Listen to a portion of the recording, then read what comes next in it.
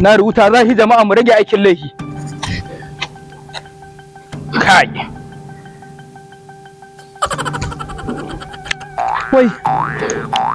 Allah sarki. Ka jama'a. Najeriya kenan.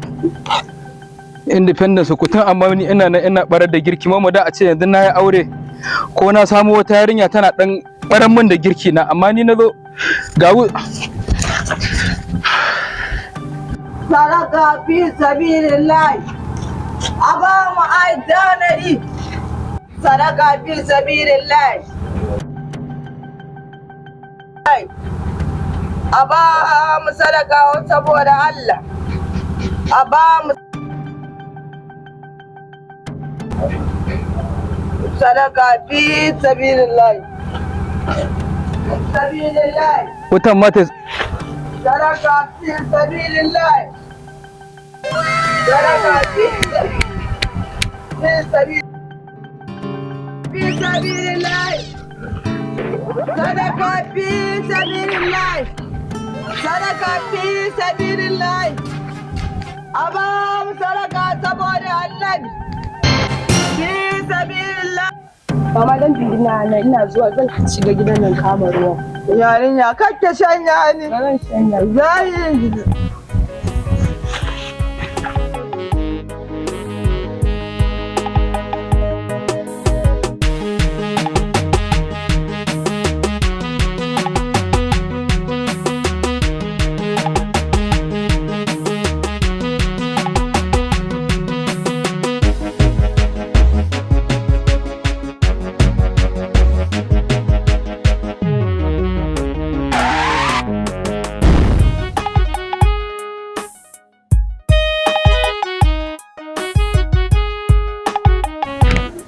Baiwa Allah.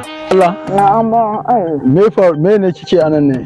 Wallahi ina jiran iyata ne auta ta fito ta kama ruwa. Ta je kama ruwa? Eh. Baiwa Allah kwantar da hankalinki ba kama ruwa ta je ba. Ni na ga inda ta je amma ina zuwa. Bari in zo.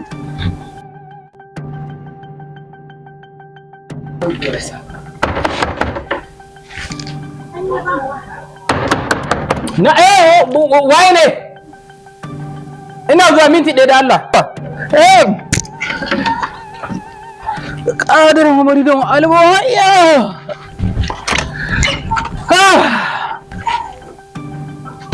Inna lillahi wa inna ilaihi raji'un. A fakat alama abin da ya gagari malamai tun daga ofisa magana ta ƙare.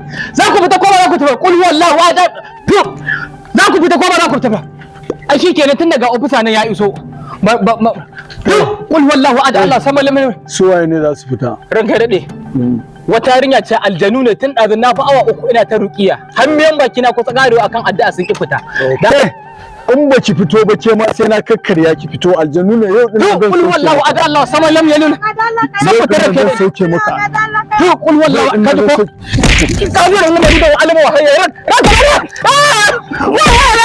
Wallahi kana nan fa da gaskiya wallahi kana nan.